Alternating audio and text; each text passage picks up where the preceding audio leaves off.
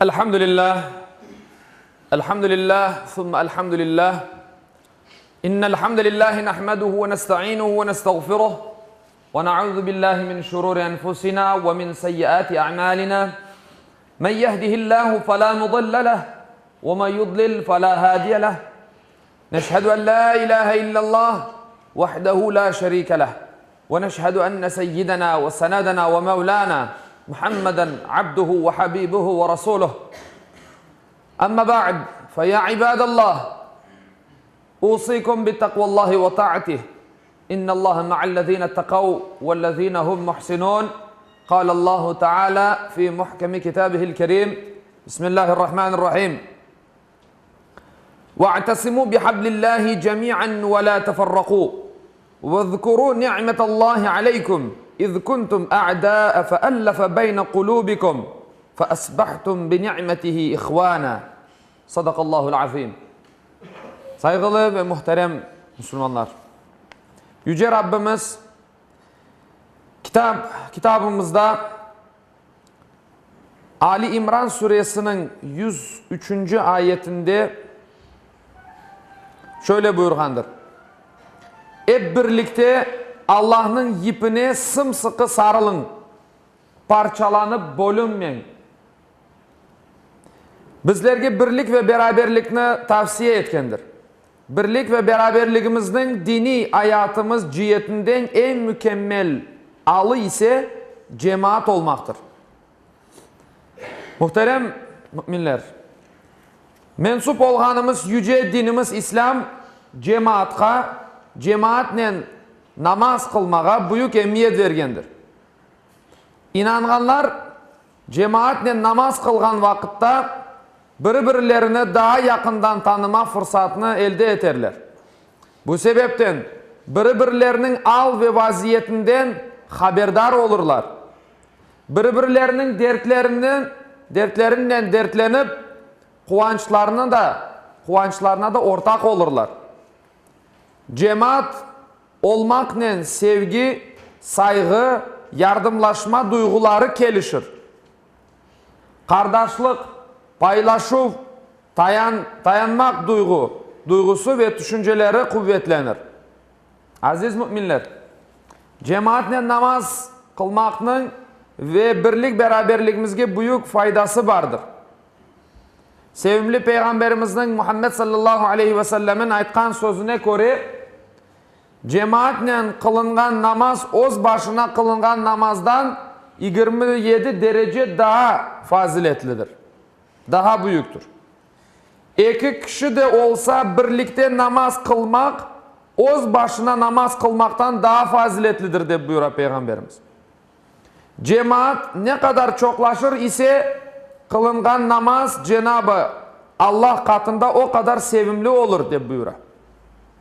Peygamberimiz devam etti. Kim yatsı namazını cemaat ile kılar ise gece yarısına kadar namaz kılgan olur. Sabah namazını da cemaat ile kılar ise bütün gecenin namazda geçirgen gibi sevap kazanır de buyuruyor Peygamberimiz. Gene de Peygamberimizin aytkan sözleri.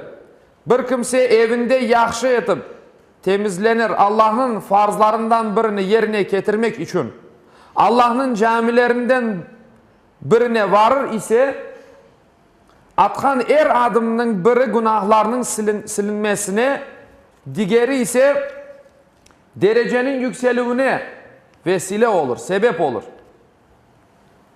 İnsanlar ezan okunmakның ve namazda ilk safta durmakның sevabını bilseydiler de buyuruyor Peygamber. Aralarında kura, jrebi çekmekten başka yol tapamaz ediler. Namazını ilk vakitte kılmakның sevabını bilseydiler, bunun için yarışır ediler. Yatsı namazı ile sabah namazının faziletini bilseydiler, sürüklenip de olsa bu namazlarını cemaat ile kılmağa gelir ediler de buyuruyor Peygamber. Cemaatka devam etken şeytanga galip gelgendir. Cemaatka devam etken şeytanını yengendir de buyuruyor Peygamber. Cemaattan ayrılgan ise sürüden ayrılgan koy gibi perişan olgandır deb buyura. Yüregi camilerge bağlı olgan kimse kıyamet gününde Allah arşının kolgesinde olacaktır deb buyura. Cemaatte rahmet, ayrılıkta ise azap vardır. Peygamber Efendimiz'in böyle sıranen hadis-i şerifleri mevcuttur. Yani Peygamberimizin bizge her daim birlikte olmamızını bizge tavsiye ete, emir ete. Allah-u Teala'nın dinine, ipine yani sımsıkı sarılmak gerek olganımızını bizge aytar. Her daim aytkanımız gibi cemaat olmakla kalabalık olmak farklı şeylerdir. Farklı şeylerdir. Cemaatını o kalabalıktan cemaat olmak için onda o kalabalıkta bir ruh olmak gerektir. Birlik, beraberlik, yardımlaşma, işte kurban bayramları da, Ramazan bayramları böyle cemaatle kılıngan cuma namazları buna sebeptir. Bizler Müslümanmız, o kardeşlik ruhunu pekitemiz. Geliştiremiz. Birbirimizni Allah rızası için sevip sayıp birbirimizge yardım kolunu uzatmak işte cemaat ruhunu oluşturur. İşte her daim bizler birlik beraberlik içerisinde böyle namaz kılar isek, omuz omuzga turup namaz kılar isek bir Allah'ın o günde elbette ki o cemaat ruhu pekiştirilir. Bizler cemaat oluruz. Elbette ki bizler farklı insanlarımız. Hepimiz ayrı ayrı bir şekilde yaratılgan bir varlıklarımız. Allah-u Teala bizlerini bu şekilde yaratkandır. Bizim parmak uçlarımız bile birbirine oşamaz. O kadar farklımız bizler. Fikirlerimiz farklı olabilir. Bizler insanımız. Onun için "Hulikal insane daife" deb buyurgandır Allah Kur'an-ı Kerim'de. İnsan zayıf yaratılgandır deb buyurgandır. Bizler hata yapkan, günah yapkan, sürünüp yıkılgan bir varlıklarımız ama o günahlarımızdan vazgeçmek, hatalarımızı düzeltmek, eğer yıkılgan olsak durup devam etmeye çaremiz vardır. Yani bizler her ne kadar farklı isek de, farklı cihetten, düşüncelerimiz farklı, çokumuzun niyetlerimiz farklı. Ama bu kadar farklılıklar olmasına rağmen bizler birlik olmak gerekir. Bir sofra başında bayram sofrası etrafında toplanıp birbirimizden suhbetleşip veya iftar sofrası etrafında birleşip suhbetleşip, mabetleşip eğer dargın olganlar var ise oturup bir filcan kahve içebilmemiz gerektir. İşte kalabalıktan bizni ayırgan şey bizim cemaat olmamızdır. İşte Allah-u Teala cümlemizge bu mübarek günlerini, bu mübarek vakitlerini ve saatlerini bizim gerçek manada cemaat olmamızga sebepçi vesile eylesin inşallah. Allah rızası için birbirimizni sevgen kullarından eylesin. Bizler birbirimizni sevmegenceğiz, gerçek manada iman etken olamamız deb buyura Peygamber Efendimiz Muhammed Aleyhissalatu vesselam.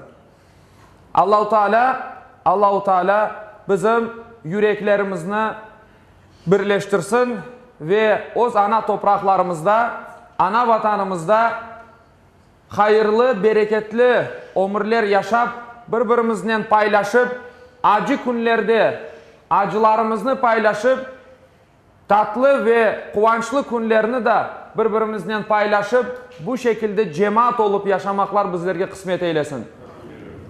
Ve ahiru da'vana enilhamdülillahi rabbil alemin. Ela inna ahsanel kelam ve ablagan nizam. Kelamullahil melikil azizil allam. Kema kâle Allahu tebareke ve teâlâ fil kelam. وإذا قرئ القرآن فاستمعوا له وأنصتوا لعلكم ترحمون بسم الله الرحمن الرحيم إن الدين عند الله الإسلام صدق الله العظيم بسم الله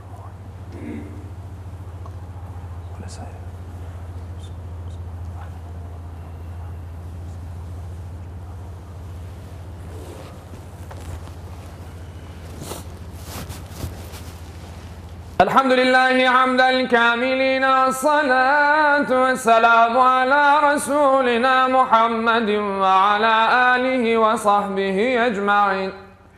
تعظيما لنبيه وتكريما لفخامة شان شرف صفي، فقال عز وجل من قائل مخبرا وآمرا: إن الله وملائكته يصلون على النبي يا أيها الذين آمنوا صلوا عليه وسلموا تسليما. اللهم صل على محمد وعلى آل محمد كما صليت على إبراهيم وعلى آل إبراهيم إنك حميد مجيد. اللهم بارك على محمد وعلى آل محمد كما باركت على إبراهيم وعلى آل إبراهيم إنك حميد مجيد. اللهم وارض عن الأربعة الخلفاء سيدنا أبي بكر وعمر وعثمان وعلي ذوي الصدق والوفاء، وعن الأنصار والمهاجرين والتابعين إلى يوم الجزاء، وعن كافة المؤمنين والمؤمنات والمسلمين والمسلمات الأحياء منهم والأموات بفضلك ورحمتك إنك سميع قريب مجيب الدعوات برحمتك يا رحمة. عباد الله، إن الله يأمر بالعدل والإحسان وإيتاء ذي القربى وينهى عن الفحشاء والمنكر والبغي يعظكم لعلكم تذكرون. ولذكر الله أكبر والله يعلم ما تصنعون. Okuğanım ayette Allah-u Teala buyura: şüphesiz Allah adaletini, yaxşılık yapmakını ve soy sopka yardım etmekini emir eter. Edepsizlik, fenalık, isyan etip zulüm işlemekni de yasaklar. Tuşunup uymanız için sizlerge nasihat verir. Cumanız hayırlı ve mübarek olsun. Bayramlarınız hayırlı mübarek olsun. Ve hatırlatkan olayık, bugün bayramın 4. günü ekindi namazına kadar bizim teşrik tekbirlerimiz devam etmekte. Bunu unutmayın inşallah.